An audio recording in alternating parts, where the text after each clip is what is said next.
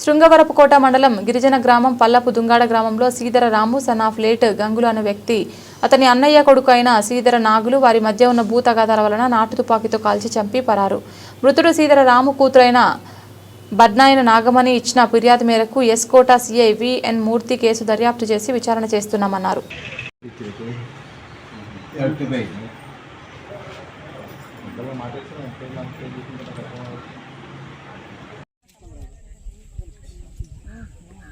పట్టుకుంటాడు వీడిని వాడండి వీళ్ళిద్దరు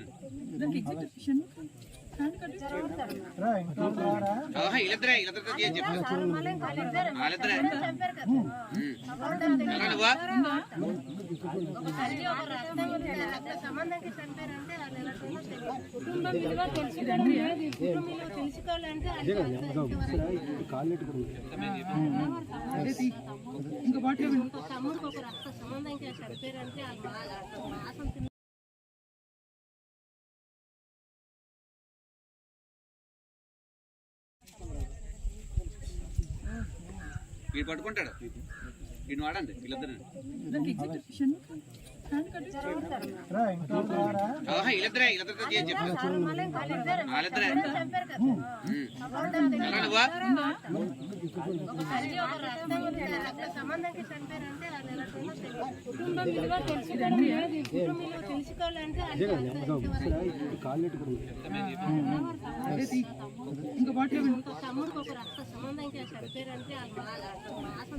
పల్లపు దొంగాడు విలేజ్ దారపత్తి పంచాయతీలో ఒక మర్డర్ అయ్యిందని చెప్పి ఆ పల్లపు దొంగ విలేజ్ చెందిన నాగమ్మ అనే ఆవిడ కంప్లైంట్ ఇచ్చింది పోలీస్ స్టేషన్కి నిన్న.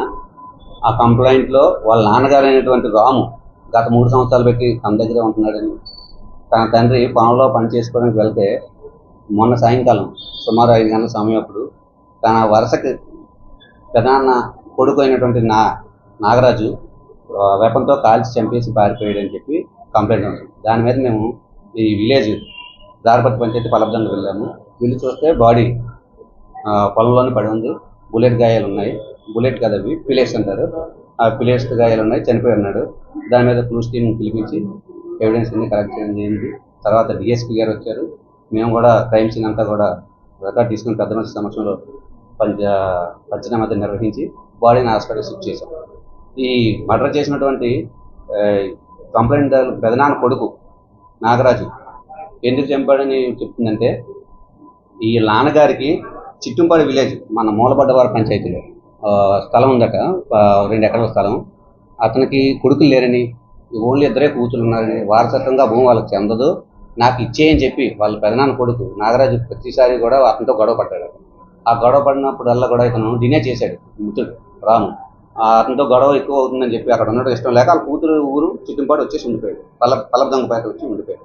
ఆ పల్లపు దొంగపేట కూడా నాగరాజు పలుమార్లు వచ్చాడని, ప్రతిసారి కూడా ఆ భూమి నాకు రాసి అని చెప్పి గొడవ పడ్డాడని చెప్పి తెలిపింది.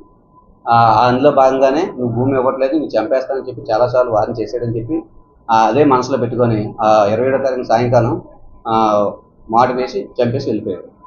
సదరు నాగరాజుని తప్పనిసరిగా పట్టుకుంటాం. ఇన్వెస్టిగేషన్ స్టేజ్లో ఉంది. ఆ వెపన్ కూడా రికవర్ చేస్తాం. ఇటువంటి నాటు తుపాకీలు కలిగి ఉండడం కూడా చట్టరీత్యా నేరం. ఆ వెపన్లు ఎవరి దగ్గరైనా సరే ఉన్నట్లయితే బై మిస్టేక్ పోలీసులు హ్యాండ్ ఓవర్ చేయమని చెప్పుకోవచ్చున్నాం. దీని మీద దర్యాప్తు కొనసాగుతుంది. పంచాయతీ దారపత్తి పంచాయతీ ఏజెన్సీలో ఉన్నటువంటి ప్రజల దగ్గర ఏమైనా ఈ నాటు తుపాకులు ఉంటే స్వచ్ఛందంగా పోలీస్ స్టేషన్కి అప్పచెప్పవలసిందిగా కోరుతున్నాం. వారి మీద ఎటువంటి చర్య తీసుకోము. ఒకవేళ ఉండి మాకు హ్యాండ్ ఓవర్ చేయనట్లయితే మా వర్షంలో దొరికితే వాళ్ళ మీద చట్టరీత్యా నేరం తీసుకుంటారు. ఒక ఆయుధాలు కలిగి ఉండడం అనేది పెద్ద నేరం. అది తెలియక లేకపోతే ఎప్పుడో తాత మొత్తాలు ఉన్నదని చెప్పి అవసరం ఉంటుందని చెప్పి దాచిపెట్టుకున్నా దాని మీద పోలీసు వారు చట్టపరమైన చర్యలు తీసుకుంటారు.